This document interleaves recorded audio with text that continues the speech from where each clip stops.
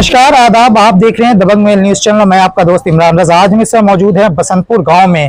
सूरज नंबरदार नामक व्यक्ति की जो बीते दिनों हत्या हुई थी, आज उनके घर पे हम मौजूद है। उनके परिजनों से हम लोगों ने अभी बातचीत की कि क्या कुछ कहना है इनके परिजनों का।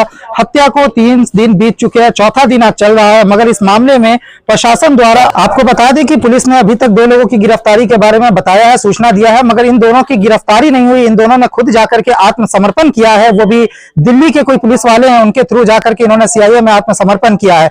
मगर इस घटना में जो 8 से 10 लोग शामिल थे, उन लोगों का नाम एफआईआर में दर्ज होने के बावजूद 3 दिन बीत चुके हैं, मगर पुलिस अभी तक उन लोगों को गिरफ्तार करने में नाकामयाब रही है। प्रशासनिक अधिकारियों की नाकामी साफ देखी जा सकती है।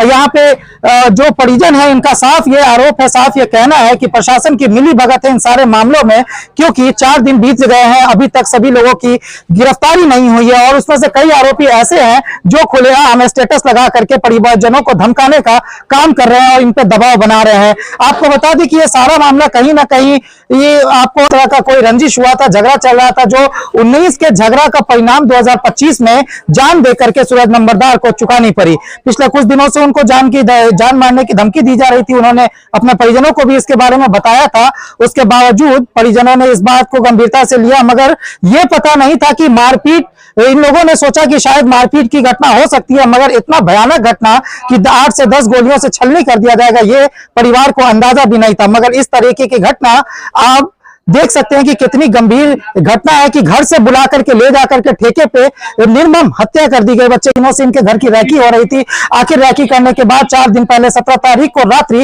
इस घटना को अंजाम दिया गया। इस पूरे मामले में परिजनों ने प्रशासन के ऊपर काफी गंभीर सवाल उठाए हैं और प्रशासन और सीआईए इस पूरे मामले में पैसा लेकर के लिपापोती करने का काम कर रही है। प्रशासन वरीय पदाधिकारियों से भी परिजनों ने मुलाकात की। मुलाकात करने के बाद केवल आश्वासन मिला है, मगर अभी तक कोई कार्रवाई होती नजर नहीं आ रही है। परिजनों का कहना है कि इनका सीआईए और लोकल पुलिस पर भरोसा नहीं है। इस मामले को स्पेशल ब्रांच को ट्रांसफर करना चाहिए और इस घटना की निष्पक्ष तरीके से जांच की जानी चाहिए, ताकि इस मामले में जो फेयर इन्वेस्टिगेशन है वो की जा सके और दोषियों को पकड़ के कड़ी से कड़ी सजा दिलाई जा सके।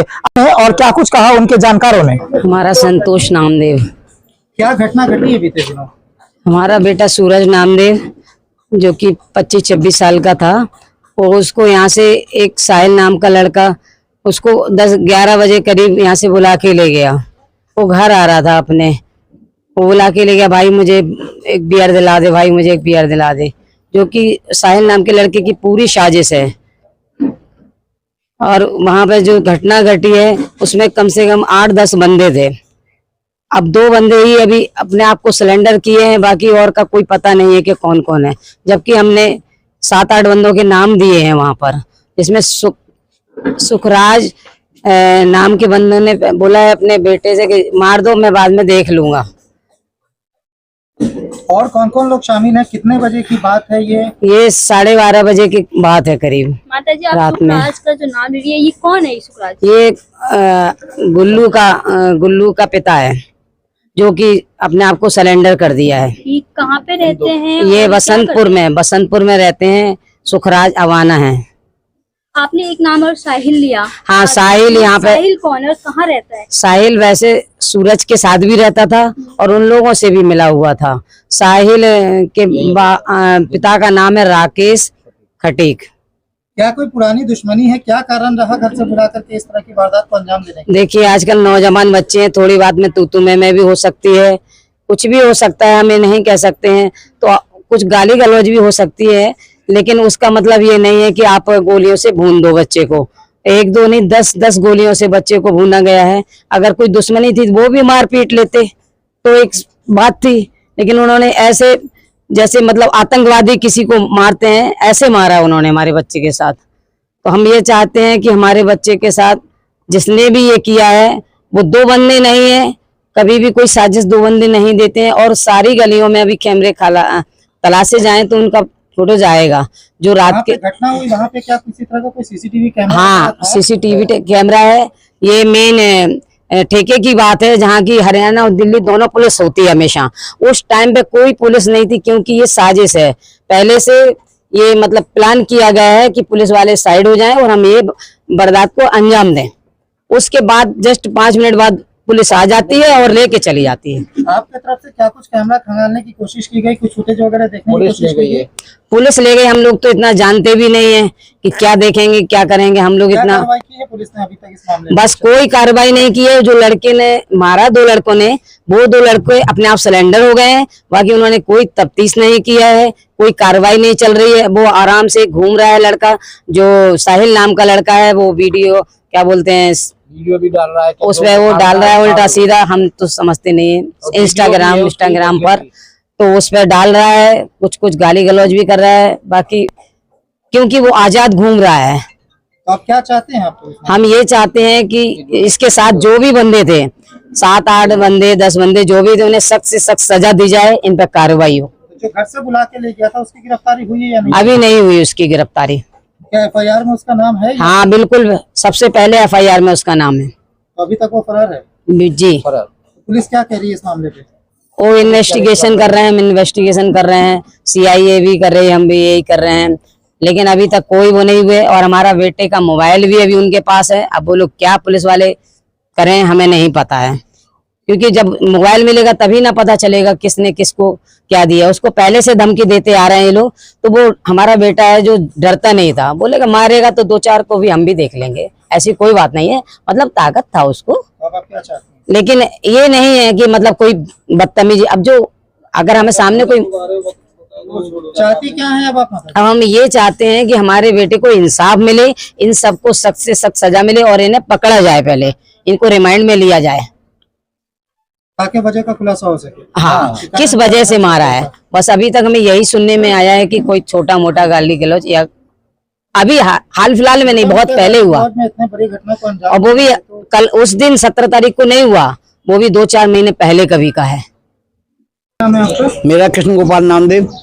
बताइए पूरी घटना बताइए और क्या पूरी घटना मेरी ये है कि साहिल नाम का व्यक्ति, मैं तो ऊपर था, ये इसकी मम्मी नीचे थी, तो खाना खाने के लिए आया था, तो उसको जबरदस्ती बिठा लिया, बोले भाई 2 मिनट में आ जाना, चल ठेके तक चलते हैं। और वहां जाके मैं उसकी निर्मम हत्या का वो काम किया। साहिल नाम का व्यक्ति मैन है, जो व्यक्ति का जा सकता है अंकल, जो साहिल नाम का व्यक्ति हाँ, आपकी बेटी को एक साजिश के तहत हाँ ले गया, हाँ जिसके तहत बुलाकर ले गया है, जाके हाँ, आपकी बेटी को मौत हाँ, लटका दे गए। हाँ।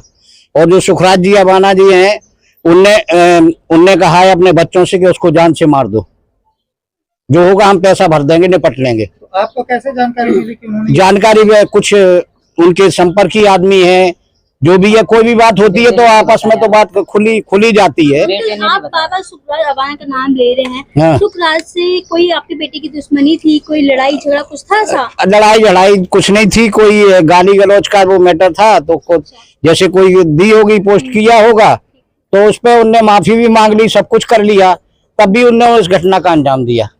यानी कि पूरी साजिश हाँ, के तहत चलती। हाँ, 4 आदमियों के बीच में उसने पैर भी पड़ ले, माफी भी मांग ली सब लोगों से कि जो हमसे गलती हुई है हम उसके माफी चाहते हैं। आपका जो बेटा था वो क्या करता था? बेटा ड्राइवर ही करता था भाई साहब के पास, देवेंद्र अबाना जी के पास, प्रॉपर्टी का काम, कुछ उनके साथ उनकी हेल्प करता था। कितना उम्र थी उसकी? क्या नाम? उसकी उम्र 26 साल। पूरा नाम क्या था? उसका सूरज नामदेव, वैसे कहते हैं उसे सूरज नंबरदार से नाम से। अब क्या चाहते हैं?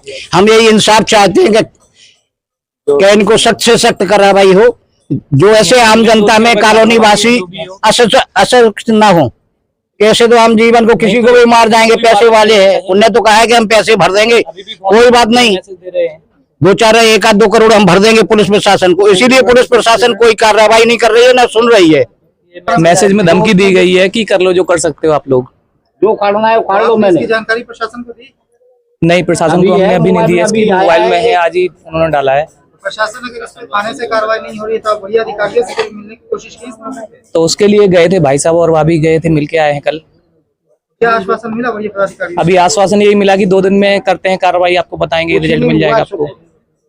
यानी कि टाल मटोल की जा रही है, की जा रही है।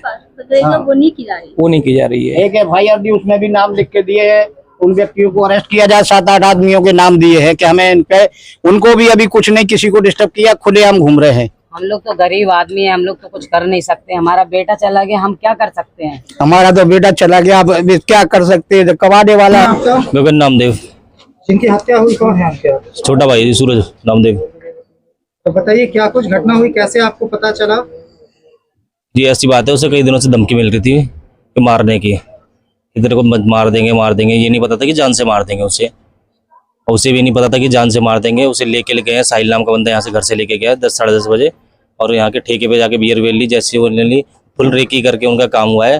और जो भी बंदे थे, जो भी जिन्होंने सिलेंडर किया, वो दिल्ली में जाके सिलेंडर किया, वो पुलिस वालों से सब मिले हुए हैं, जो कि बॉर्डर CIA से हैं, सारे मिले हुए हैं। कोई कार्रवाई नहीं हो रही है हमारी।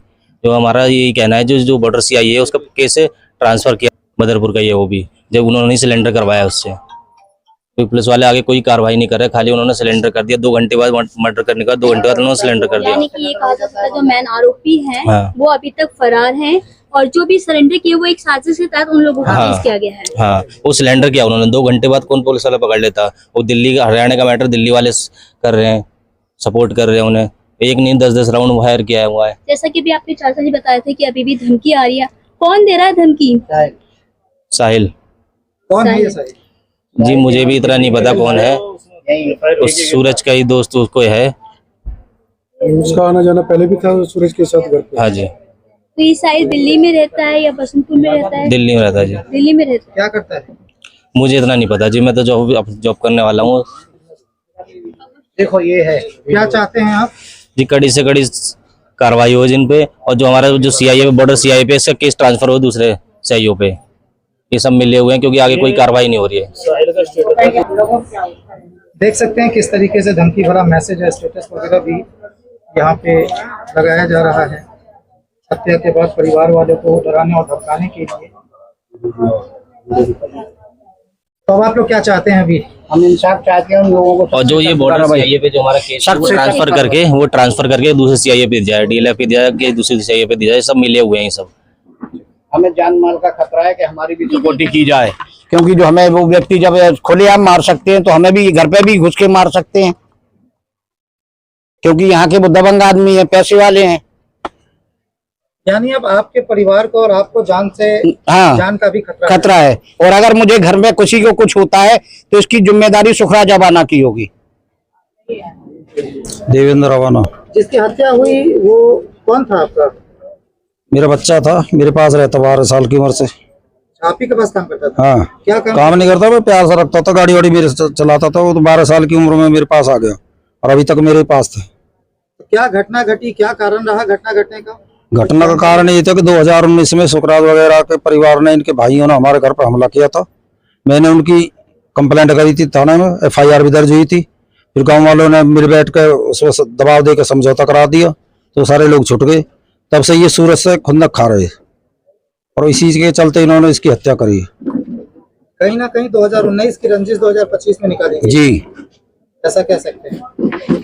कह सकते नहीं है। इनका झगड़ा हुआ उसमें, पुलिस भी तो ये कह रही है इन्वेस्टिगेशन, जो प्राइम इन्वेस्टिगेशन हुई है उनकी, पुलिस ने यानी कि जो 2019 का झगड़ा बता रहे हैं उसके तहत जो उसी को लेकर जो है ये मौत। हाँ, इसे खुंदक पालते रखते थे सुखराज, इसके भतीजे वगैरह 14 आदमी के नाम। 2019 के तहत जैसे कि लगातार उसको धमकी मिलती थी सूरज को, और आप लोगों को भी जानकारी थी कि इसके तहत कुछ भी हो सकता है। आपने पुलिस प्रशासन से इसके लिए कोई मदद मांगी, कोई शिकायत की? धमकी तो अभी नजदीक में मिली है, पहले धमकी नहीं थी। पहले अंदर खाने वो रखते थे, बाहर जाकर की कोई केस चला था 3-4 साल।